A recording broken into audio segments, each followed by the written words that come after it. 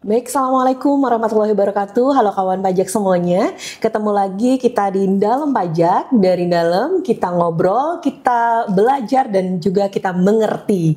Nah, Dalam Pajak ini adalah sebuah sarana edukasi milik Kanwil Direktorat Jenderal Pajak Daerah Istimewa Yogyakarta, yang di setiap segmennya kita selalu membahas hal-hal yang menarik terkait perpajakan, terkait isu-isu terkini, sehingga bisa meningkatkan wawasan dan tentunya pasti bermanfaat untuk kawan pajak semuanya. Untuk segmen kali ini kita berkolaborasi dengan KPP Pratama Sleman. Nah, saya sudah menghadirkan narasumber hebat hari ini adalah penyuluh pajak KPP Sleman. Ada Mas Agung Budi Sarwoko ya. Ya, betul. Panjang sekali namanya. Saya panggilnya Mas siapa ini ya? Abud saja. Abud pakai S ya di belakangnya ya. Di belakangnya. Oke, terima kasih Mas Abud sudah berkenan hadir di Dalam Pajak. Terima kasih kita kembali. sama-sama sharing bahas terkait isu terkini, apakah itu? Nah, kita akan bahas terkait Kortex. Sehat, Mas? Alhamdulillah sehat. Mbak Mila sehat juga? Alhamdulillah sehat. Ya. Cuman cuaca akhir-akhir ini agak panas ya, Jogja ya, luar biasa. Lumayan. Oke, nah untuk segmen kali ini Mas Abud kita mau bahas ini nih, bahwa Kortex kita sudah tahu semua ya, bahwa sudah berlaku mulai sejak tahun 2025, Betul. sejak awal Januari kemarin. Betul. Cuman untuk pelaporan SPT tahunan tahun 2025, maksudnya untuk yang tahun pajak 2025 baru menggunakan Kortex di tahun depan, gitu ya, betul ya? Ya. Karena tahun ini kita kemarin masih pakai DJP online, betul sekali. Jadi saat ini adalah saat yang tepat sekali dan bahkan digaungkan di berbagai media, kegiatan edukasi juga dilaksanakan di berbagai KPP bahwa kita sedang mempersiapkan diri untuk melaporkan SPT tahunan, baik orang pribadi maupun badan usaha di Kortex, gitu ya Mas Abud ya, bener ya? Betul, sangat jelas sekali Mbak Winda. Oke. Ramai Mas, edukasi berjalan terus ya setiap hari ya. Terus berjalan KPP kami ya.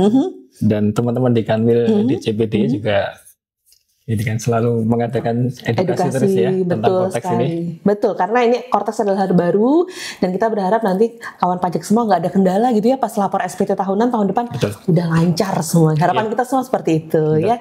Nah, Mas Abud mungkin bisa cerita buat kawan pajak semua yang mungkin belum sempat datang ke KPP atau belum mendapatkan informasi terkait hal ini untuk pelaporan SPT tahunan nanti. Bedanya apa? Selain sudah jelas ya, kita pakainya Kortex bukan DJP online lagi. Bedanya apa? Cara pelaporannya apakah beda atau apa aja nih yang bisa dijelaskan nih sama Mas Abud nih?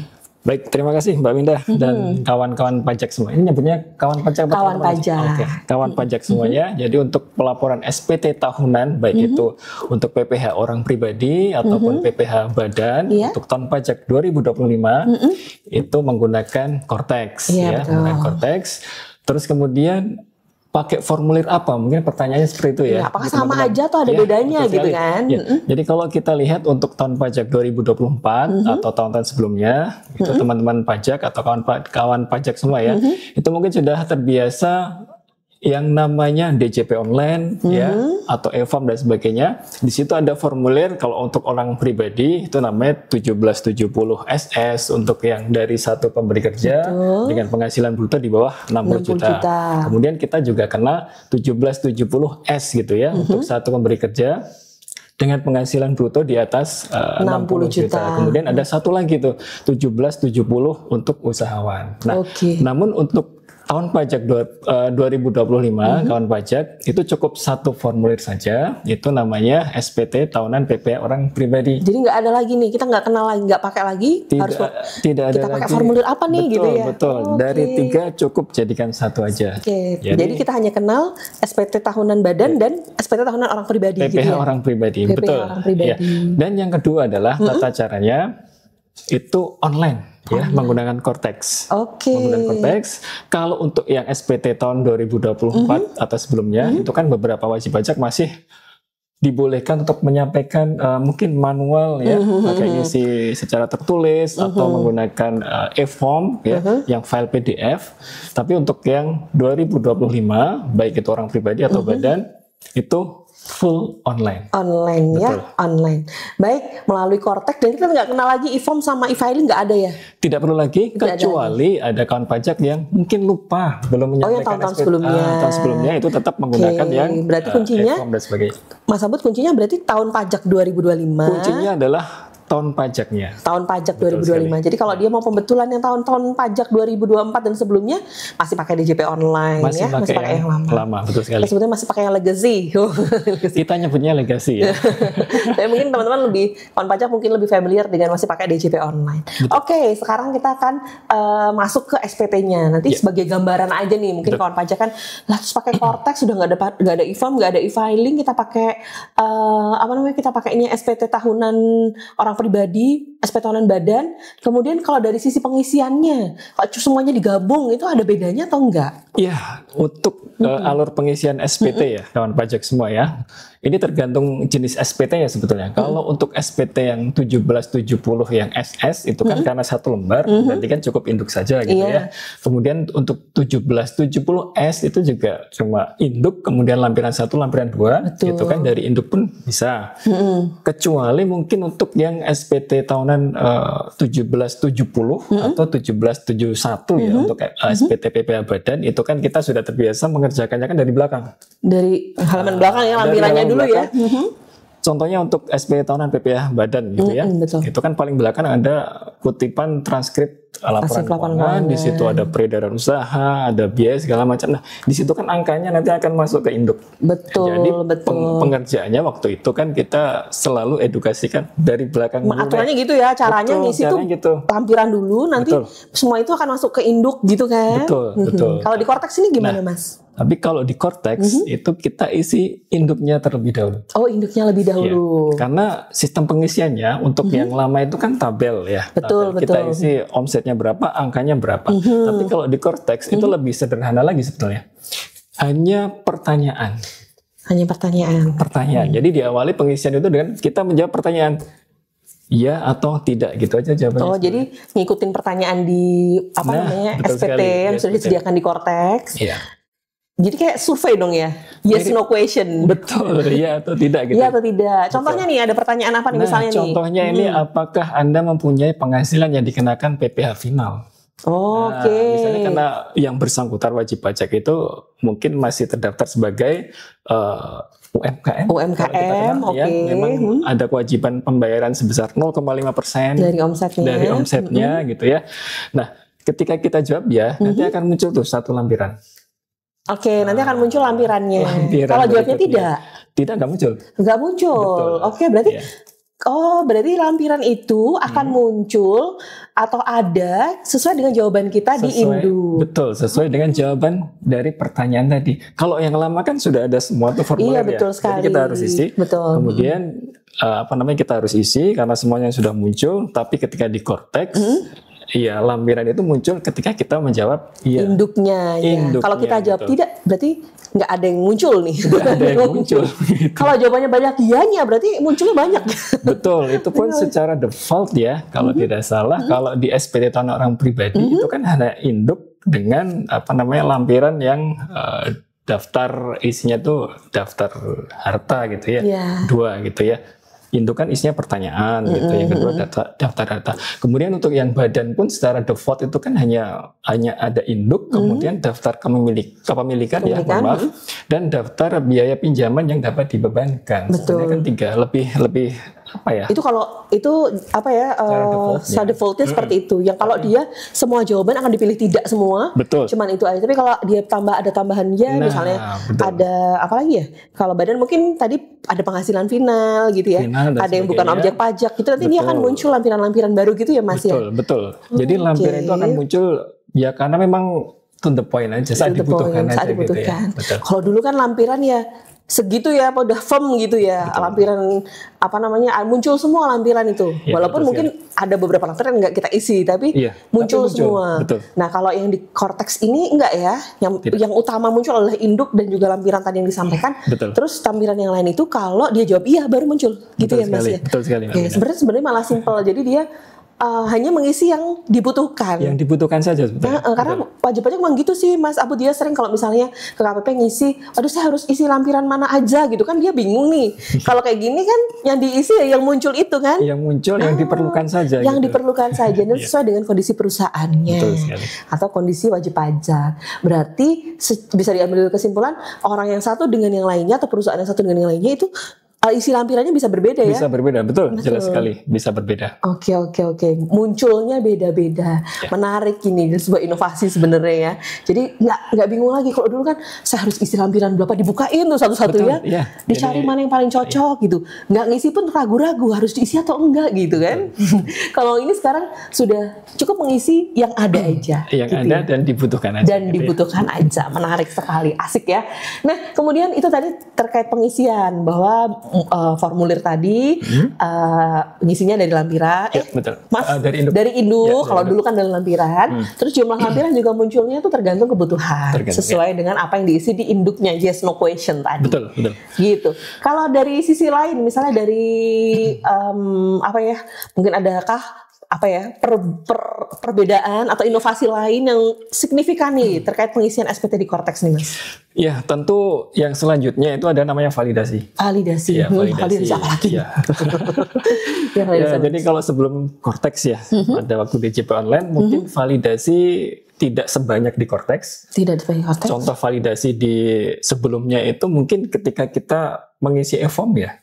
Mengisi e-form itu kan ketika isi daftar pemegang saham mungkin NPWP, nah itu kan kita validasi tuh. Oh ya, kalau beda gitu dia nggak mau nge-save ya. Tapi itu kan baru akhir-akhir juga Mas muncul. Betul, itu juga baru akhir-akhir. Nah, ketika di Cortex itu ada lebih banyak lagi validasinya. Oke. Yang pertama ini contohnya nih. Mungkin wajib pajak tersebut mengajukan penundaan pembayaran. Mungkin penundaan pembayaran PPh pasal 29 karena kesulitan validasi gitu ya. Beliau sudah mengajukan, disetujui. Nanti kan ketika SPT tahunan akan diinput di situ ya. Validasinya di situ. Betul tidak? Ada SK itu atau tidak gitu ya? Atau tidak. Itu yang pertama. Kemudian yang kedua adalah untuk wajib pajak orang pribadi, gitu ya. Yang menggunakan norma penghitungan penghasilan itu. Contohnya untuk pekerjaan bebas. Mungkin kalau sebut profesi dokter mungkin ya. Iya, banyak yang pakai. Betul. Ketika menyampaikan SPT tahunan PPh orang pribadinya, kemudian memilih menggunakan norma. Nah, itu kan sistem akan memvalidasi. Cortex akan memvalidasi apakah yang bersangkutan itu sudah pernah mengajukan pemberitahuan atau tidak. Pemberitahuan NPPN atau norma penghitungan penghasilan itu atau belum ya. Kalau belum, maka secara otomatis akan dipilihkan yang lain, tidak boleh menggunakan norma itu tadi kembali. ya. Betul. Ya.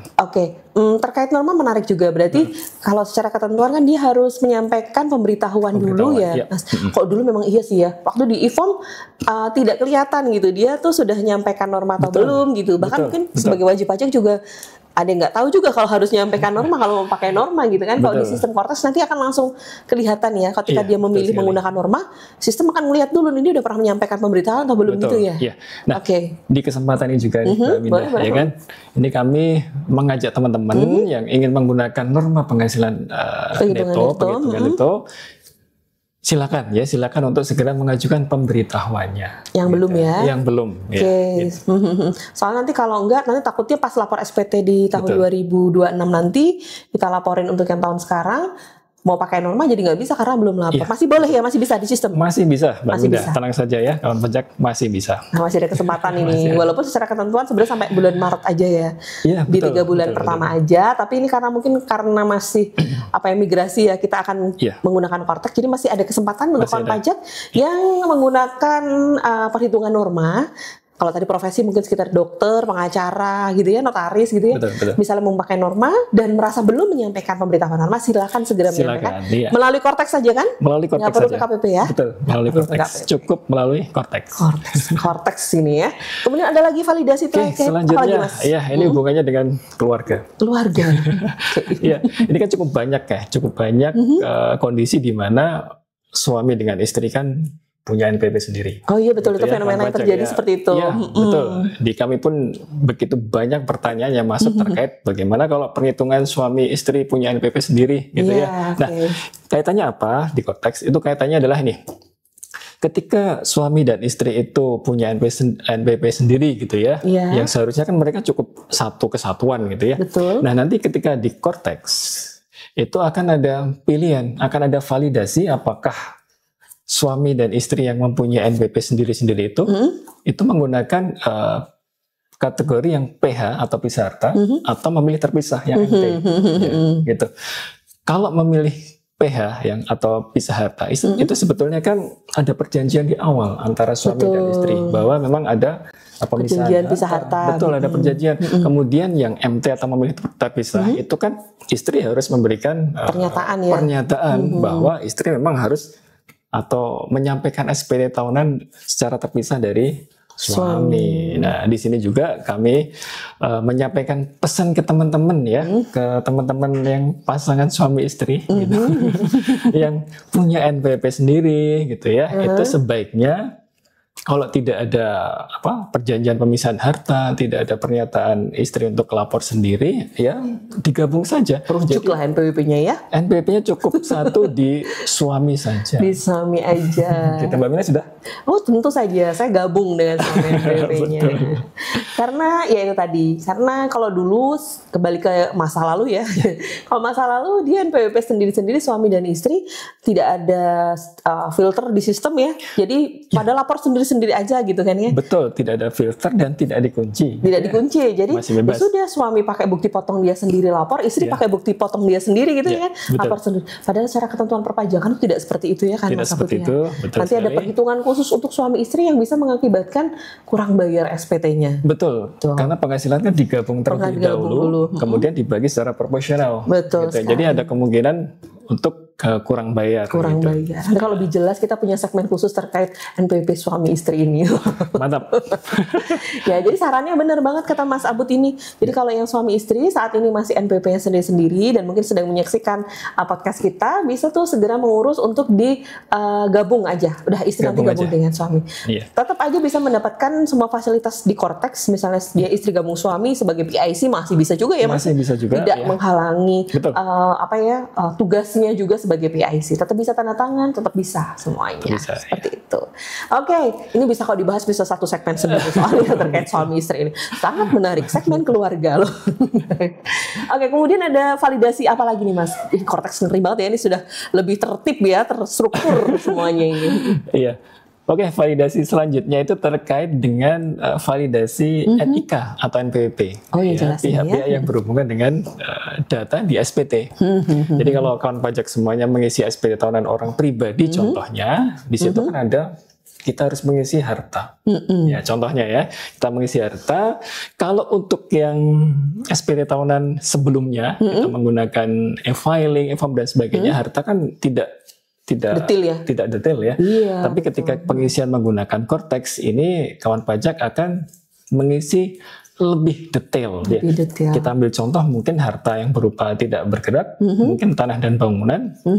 Lebih detailnya, mohon maaf, itu kan mengisikan nomor kepemilikan dan sebagainya, atas namanya siapa di situ kan mengisikan lebih jelas ya. NIK-nya yang sesuai dengan nama di sertifikat. Apakah sudah dibalik nama ke nama kita atau belum gitu. Kalau misalnya harta yang kita miliki belum balik nama ke kita gitu, tapi sudah menjadi milik kita, tetap dicantumkan. Ya, NIK-nya yang dicantumkan adalah NIK yang pemilik yang sebelumnya. Oh, gitu. Jadi validasi nanti akan terjadi di situ, akan divalidasi, gitu ya. Itulah contoh. Di samping itu kan ada pengisian harta berupa kendaraan dan sebagainya, itu ada mengisikan NIK juga. Gitu. Luar biasa ya. Kalau dulu mah ngisi harta, apalagi SS ya, gelondongan aja tuh, totalnya nggak ada detailnya. Terus kalau misalnya di e-form atau di 1770S, walaupun ada pun tidak ada validasi apapun ya, dia mau ngisi apapun aja bebas gitu masih. Betul sekali. Ibaratnya kalaupun salah ngisi atau tidak detail itu tidak ada validasi di situ. Iya. Gitu ya. Apalagi Mas, menarik ini saya mendengarkan ceritanya. Kalau terakhir tentu saja validasi pembayaran ya. Jadi pembayaran sudah kita lakukan, nanti memang akan otomatis muncul di Cortex. Ambil contoh, mungkin teman-teman atau kawan pajak semuanya sudah melakukan pembayaran PPh 0,5%. UMKM bulanan itu ya. Betul. Jadi itu ketika nanti kita mengisi SPT tahunan PPh orang pribadi, nanti angka pembayarannya akan muncul otomatis ya, luar biasa. Begitu pula dengan pembayaran angsuran PPh pasal 25, pajak. Itu akan otomatis masuk. Iya, karena semua pembuatan billing dan sebagainya juga via Cortex ya. Via Cortex. Jadi untuk Cortex juga menarik datanya mudah lah ya, karena bisa dicek di situ. Kemudian kalau validasi tadi sudah ya. Jadi memang diharapkan SPT itu isinya lebih valid gitu kan, Lebih valid, bisa ya. dipertanggungjawabkan Betul sekali. gitu dan sesuai dengan data yang sebenarnya gitu kawan Ya. pajak, sangat membantu sekali. Kemudian kalau misalnya SPT-nya ternyata dia kurang bayar gitu ya, itu berlaku juga ketentuan seperti SPT masa kemarin ya, yang dia baru bisa bikin billing setelah SPT-nya jadi gitu ya. Oke, jadi terkait dengan pembayaran PPh yang kurang bayar gitu Mbak Winda ya, dan kawan pajak semua. Kalau kita cerita yang SPT tahunan untuk tahun pajak 2024 dan sebelumnya, itu kan pembayaran kita harus membuka e-billing. Betul. Itu kan terpisah dengan pengisian SPT. Betul, bayar dulu juga bisa gitu kan. Bayar dulu juga bisa. Tapi ketika menggunakan Cortex, mungkin kawan pajak sudah terbiasa ketika SPT masa sebetulnya. Betul. Ambil contoh SPT masa PPN atau SPT masa PPh pasal 21. Itu kan billing terbentuk ketika wajib pajak klik bayar dan lapor. Iya, Ya, betul. jadi dipastikan dulu SPT-nya sudah selesai semua. Setelah itu baru billing akan terbentuk atau wajib pajak bisa membayar melalui opsi deposit. Deposit Kalau bisa memang juga sudah ya. ada. Deposit pun bisa. Jadi kesimpulannya adalah bahwa pembayaran itu terintegrasi dengan pengisian SPT ya, sehingga jumlah pajak yang kurang bayar itu akan dibayarkan di modul pembayaran yang diambil dari SPT. Ini seperti itu. Jadi sama aja ya. Boleh, pokoknya tetap bikin billingnya setelah SPT terbit, setelah SPT selesai Setelah diisi. SPT selesai, Nah, nanti bisa baru bikin billing, begitu dibayar ya otomatis juga terlapor ya, sama seperti konsep SPT masanya ya. betul. Jadi begitu wajib pajak sudah melakukan pembayaran, otomatis SPT akan terlapor. Terlapor. Oke, baik, itu sudah sampai ke SPT sudah dilaporkan gitu ya. Kemudian kalau laporan lampiran-lampiran tetap harus di-upload juga yang di Oke. SPT Cortex ini, Mas. Oke. Kalau untuk lampiran SPT tahunan PPh badan itu laporan keuangan tetap wajib. Laporan keuangan masih tetap ya. Masih tetap. Tapi untuk yang lainnya, ambil contoh untuk daftar nominatif biaya entertainment, promosi itu kan sudah disediakan, jadi tidak perlu Oh, dilapor. jadi jawaban yes no question tadi ya Betul, cukup itu aja, kita nggak perlu bikin. Kalau dulu kan harus dilampirkan secara terpisah ya kan, kita bikin sendiri. Sekarang nggak perlu ya Mas ya. Sekarang tidak perlu, di situ sudah ada form pengisiannya sendiri di Cortex. Oke. Gitu. Termasuk mungkin kalau untuk BPU UMKM itu ada bukti peredaran bruto. Kalau dulu kan tetap harus dilampirkan lagi bikin sendiri formatnya ya kan. Iya, iya. WP-nya bikin sendiri. Nah, itu sekarang sudah pasti perlu gitu atau tidak? Ya, jadi untuk teman-teman yang menggunakan rekapitulasi peredaran bruto gitu ya, untuk wajib pajak yang kita kenal dulu PP 23, kalau sekarang PP 55, kemudian penggunaan norma penghitungan penghasilan neto gitu ya, atau objek atau wajib pajak yang pengusaha tertentu atau istilahnya OPPT kalau dulu kita kenal, itu kan sudah disediakan dalam lampiran yang terstandar sendiri di Cortex ya, dalam satu kesatuan SPT. Jadi wajib pajak sudah tidak perlu lagi menyampaikan dokumen tambahan seperti yang tahun pajak sebelumnya gitu. Di scan gitu ya dulu ya dalam bentuk PDF. Kalau sekarang cukup laporan keuangannya aja ya. Laporan keuangannya tetap harus dilampirkan. Oke, luar biasa. Terus kalau terkait tadi sudah ya lampiran-lampirannya. Kalau ini kita punya kredit pajak gitu, misalnya punya bukti-bukti potong gitu, seperti apa kalau perlakuannya nanti di Cortex? Oke, baik. Ini yang cukup menarik ya, karena di KPP kami sendiri cukup banyak pertanyaan terkait bagaimana bukti potong ketika di Cortex nanti gitu ya. Harus diinput satu-satu kah gitu ya? Kalau banyak gimana? Ada metode impornya atau tidak? Betul, gitu. Itu kan pasti pertanyaan gitu. Betul, itu kan terkait dengan perhitungan PPh di kurang bayar, betul. Kita sekarang ambil contoh untuk SPT tahunan PPh orang pribadi, bedanya ya, dan kanun pajak semua.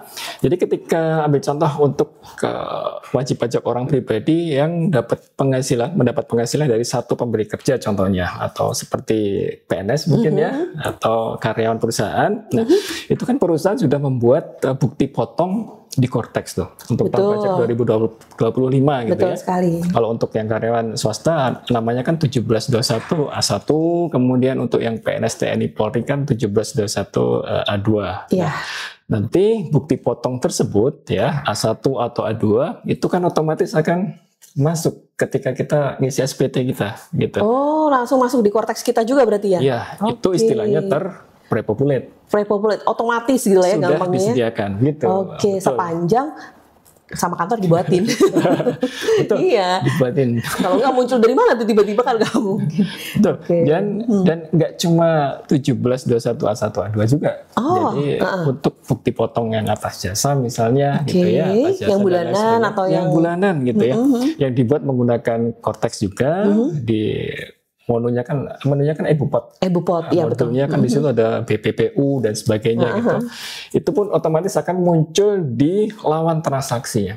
Oke, jadi ini ya terintegrasi ya. Jadi ketika pemotong memotong pajak penghasilan siapapun gitu ya, nanti otomatis akan masuk ke Cortex orang yang dipotong itu ya. Kalau orang atau pihak yang dipotong. Iya, pihak yang dipotong. Bisa badan usaha juga bisa ya. Ambil contoh badan usaha, kan orang pribadi. Sekarang ambil contoh badan usaha, ketika akan menyampaikan laporan SPT tahunan PPh Badan yang 2025 menggunakan Cortex, ketika nanti di bagian kredit pajak, betul, itu sudah akan terprepopulate atau sudah disediakan oleh DJP.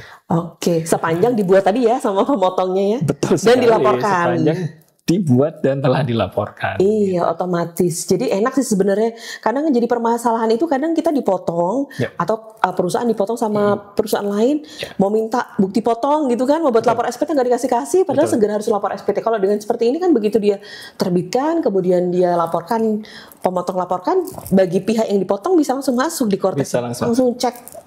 Nggak usah repot-repot nyari-nyari ke pemotongnya gitu ya Mas Abud ya. Betul. Oke lah, luar biasa sekali. Terus juga terkait SPT Cortex, saya sebenarnya optimis sih sebenarnya kalau misalnya SPT tahunan melalui Cortex ini harusnya jauh lebih mudah dan lebih membantu lah untuk kawan pajak semuanya karena semua data sudah tersedia gitu ya Mas. Terus juga ada validasi atas data-data yang kita input, jadi kita bisa memastikan data kita juga benar gitu ya Mas Abud ya. Cuman mungkin kawan pajak perlu mempersiapkan diri untuk menuju ke Cortex-nya itu tadi. Oke. Ya. Apa ini? Karena kalau lapor SPT kan baru nanti nih Januari baru bisa ya untuk yang tahun buku Januari sampai Desember. Nah, mungkin kawan pajak yang harus dilakukan sekarang melakukan persiapan biar nanti pas tahun 2026 lapor SPT tahunan langsung lancar. Nah, kira-kira kawan pajak sekarang kalau mau lapor SPT tahunan melalui Cortex apa saja nih yang harus dipersiapkan ini Mas Abud nih? Ya, terima kasih. Ini yang paling menarik gitu ya. Iya, karena harus dilakukan sekarang nih. Karena harus dilakukan sekarang. Ini pun yang selalu kita kampanyakan ke teman-teman wajib pajak ketika edukasi gitu ya, Cortex. Yang pertama tentu registrasi akun itu yang pasti. Iya, registrasi akun terutama untuk orang yang wajib pajak orang pribadi gitu ya. Itu yang pertama, teman-teman ayo kita registrasi akun Cortex-nya yang pertama, kemudian setelah registrasi akun jangan lupa untuk meminta atau membuat kode otorisasi atau sertifikat elektronik. Gitu. Dua itu ya persiapannya ya. Paling registrasi akun dan juga minta kode. Ini dari sisi kita yang mau lapor SPT. Ya betul. Oke, kalau dari pemotongnya banyak. Bikin bukti potong jangan lupa. Itu selanjutnya ya. Setelah berhasil. Itu di pihak pemotong tadi ya. Ini kita yang mau lapor SPT tahunan dulu nih. Kita harus registrasi. Gampang nggak registrasinya Mas Abud? Registrasi ya kita sebetulnya cukup mudah ya. Jadi kawan pajak cukup membuka laman ya, atau pakai handphone mungkin bisa kali ya pakai handphone bisa. Kemudian ketik laman Cortex, cortex.pajak.go.id gitu ya. Kemudian Cortex DJP.pajak. Maaf, saya koreksi ya. Saya koreksi cortex.djp.pajak.go.id. Saya udah hafalin nih tadi nih. Takut dikira situs penipuan ya. Iya betul. Tadi salah alamat gawat nih. Oke. HP bisa ya, pakai HP bisa ya. Pakai HP bisa. Karena ini basisnya web ya, nggak perlu diinstal ya. Betul, ini bukan aplikasi ya. Karena kemarin ada yang menanyakan, Cortex itu aplikasinya diunduh di mana? Bukan ya. Hati-hati. Betul, hati-hati. Ini cukup buka browser, baik di HP, tab atau laptop, komputer dan sebagainya. Nanti silakan teman-teman buka cortexdjp.pajak.go.id. Kemudian di situ kan ada daftar di sini, ada lupa kata sandi, ada aktivasi akun wajib pajak gitu. Bagi teman-teman yang mungkin sudah punya NPWP sebelumnya, sudah punya NPWP, sudah padan dengan nick-nya, silakan klik lupa kata sandi. Lupa kata sandi aja ya, biar dapat akses ke Cortex gitu ya. Dapat akses ke Cortex. Kalau yang dia sudah punya NPWP, kemudian sudah padan NPWP-nya, terus udah biasa kayaknya pakai DJP online, udah biasa sering lapor, cukup lupa kata sandi gitu ya. Karena infonya sih tidak semua, jadi semua data itu pindah ke DJP online kecuali kata sandinya ya. Betul. Karena kode keamanannya beda ya. Ya, kata sandi memang tidak termigrasi dari DJP Online ke Cortex. Jadi memang itu harus dirubah. Harus buat sandi ulang. Kalau yang sudah punya NPWP tapi dia belum pernah nih lapor SPT gitu-gitu berarti? Nah, kita pilih yang aktivasi akun. Aktivasi akun nanti kita ikutin aja lah ya di situ ya. Ikutin aja centang yang sudah terdaftar, masukkan nick, email, nomor HP, kemudian pernyataan ya paling bawah ya. Oke, anggap kita sudah berhasil nih untuk registrasi. Selanjutnya berarti berhasil punya password untuk masuk ke Cortex. Kita tinggal masuk. Kemudian tadi yang kedua tadi Mas tadi kode otorisasi. Kode otorisasi. Mintanya juga di Cortex kan? Mintanya juga. Nggak perlu ke KPP lagi kan? Sebetulnya harusnya gitu ya, semuanya bisa dilakukan sendiri. Ya, betul. Jadi untuk kode otorisasi itu kan tanda tangan elektronik sebetulnya. Ya. Itu digunakan ketika kita mau menyampaikan SPT. Betul. Kalau kita SPT secara manual itu kan ada tanda tangan ya. Ya betul. Nah. Terus ya. Kalau dulu pakai OTP juga ya Mas. Yang betul. Di DJP Online pakai OTP. DJP Online pakai OTP juga, manual pakai tanda tangan secara fisik. Nah, di Cortex kita kenal namanya sertifikat elektronik atau kode otorisasi. Oke. Gitu. Itu mintanya di mana? Di Cortex itu di menunya setelah kita login Cortex itu kan ada menu portal saya. Itu di paling kiri kawan pajak semua ya. Kemudian pilih yang permintaan kode otorisasi atau sertifikat elektronik. Udah di situ aja. Cek kembali profilnya sudah sesuai atau belum gitu ya. Kemudian di kolom rincian sertifikat, pilih kode otorisasi yang DJP atau mungkin kan pajak sudah memiliki kode otorisasi lain selain DJP. Tanda tangan digital sendiri betul, gitu. Contohnya dari Peruri dan sebagainya, itu juga bisa dipakai, boleh ya? Boleh. Tapi bagi yang belum, cukup kita pakai kode otorisasi DJP. Free ya ini ya? Free ya? Free. Setelah itu kita buat passphrase-nya. Oke. Jadi yang kita butuhkan passphrase tadi ya. Passphrase seperti kata sandi gitu ya. Betul, untuk kita menandatangani dokumen gitu kawan pajak. Jadi kalau sudah bisa, sudah dapat tanda tangan itu, tanda tangan kode otorisasi atau tanda tangan sertifikat digital, setelah itu kita bisa tanda tanganin dokumen tersebut ya, dokumen SPT ya. Sebelum untuk resmi digunakan tanda tangan, kita coba cek validitas kepemilikan dulu. Oh, yang baru saja kita proses tadi ya. Di Cortex juga kan? Di Cortex juga. Kita ngeceknya ke KPP lagi enggak? Enggak. Sebenarnya di KPP pun kita bantu ya. Bantu. Tapi menggunakan akun Cortex yang bersangkutan. Wajib pajak juga gitu. Jadi apa yang kita lakukan setelah ada passphrase tadi ya, kita harus cek validitas status kepemilikannya. Jadi di menu portal saya paling kiri, kemudian pilih profil saya, di situ ada pilih nomor identifikasi eksternal. Ya. Di situ kita pilih yang digital certificate atau sertifikat digital. Itu kita periksa status ya, kemudian pilih menghasilkan. Pastikan di situ valid. Ya. Oke, ininya proses sebelumnya yang kita minta di kode otorisasi DJP itu kita pastikan tanda tangan digitalnya valid gitu aja sih gampangnya ya. Betul, dan pengecekannya juga melalui aplikasi. Banyak tutorial ya di YouTube kalau misalnya kawan pajak butuh tutorial lengkap atau melalui website kita juga ada ya untuk pengecekan hal ini. Wah, luar biasa kawan pajak. Jadi tadi dua hal itu ya Mas ya yang perlu kita persiapkan dulu ya. Dan sebenarnya dua hal ini bisa dilakukan sendiri kawan pajak, nggak perlu ke KPP. Kita tahu kawan pajak banyak yang sibuk ya, banyak yang ini, dan KPP juga lagi rame juga terkait wajib-wajib mempersiapkan hal ini. Semoga apa yang kita sampaikan hari ini cukup mencerahkan kawan pajak semuanya, sehingga bisa mempermudah proses persiapan SPT tahunan nanti. Karena laporannya baru Januari. Saat ini tugasnya dua tadi dari Mas Abud nih. Pastikan punya registrasi akun. Pastikan punya akun, kemudian pastikan punya sertifikat elektronik. Begitu nanti dapat bukti potong dari kantor, tinggal lapor SPT tahunan. SPT tahunan. Luar biasa. Luar biasa sekali. Nanti kita akan segera menyambut hajatan besar di Januari. Itu adalah pelaporan SPT tahunan melalui Cortex. Kita berharap semua saat itu tiba, maka semua bisa berjalan dengan lancar. Kawan pajak tidak ada kendala lagi terkait registrasi akun dan juga tanda tangan elektronik, karena semua sudah bisa diselesaikan di tahun ini. Harapan kita seperti itu ya Mas Abud ya. Iya, amin. Amin. Oke, baik. Terima kasih Mas Abud sudah berkenan hadir di dalam pajak, berbagi cerita, berbagi pengalamannya selama menghadapi wajib pajak di KPP Sleman. preman yang luar biasa ramai setiap hari, kayaknya full terus ya tamu datang ya. Alhamdulillah selalu ramai ya. Alhamdulillah ya, berarti antusias wajib pajak luar biasa. Iya. Seneng banget kita juga rasanya. Baik, terima kasih Mas Abu, terima kasih kawan pajak sudah menyimak podcast kita. Jangan lupa untuk selalu akun, jangan lupa untuk selalu follow akun media sosial Kanwil DJP Daerah Istimewa Yogyakarta, karena kita akan selalu membagikan informasi-informasi terbaru, informasi terkini di sana. Jadi jangan sampai untuk tidak follow gitu ya. Baik, sampai jumpa dengan kesempatan. Mohon maaf apabila ada penyampaian yang kurang berkenan di hati. Mohon maaf juga Mas Abu. Lain kali boleh main-main ke sini lagi ke dalam pajak. Oke, terima kasih luar biasa. Sampai jumpa dengan kesempatan. Assalamualaikum warahmatullahi wabarakatuh.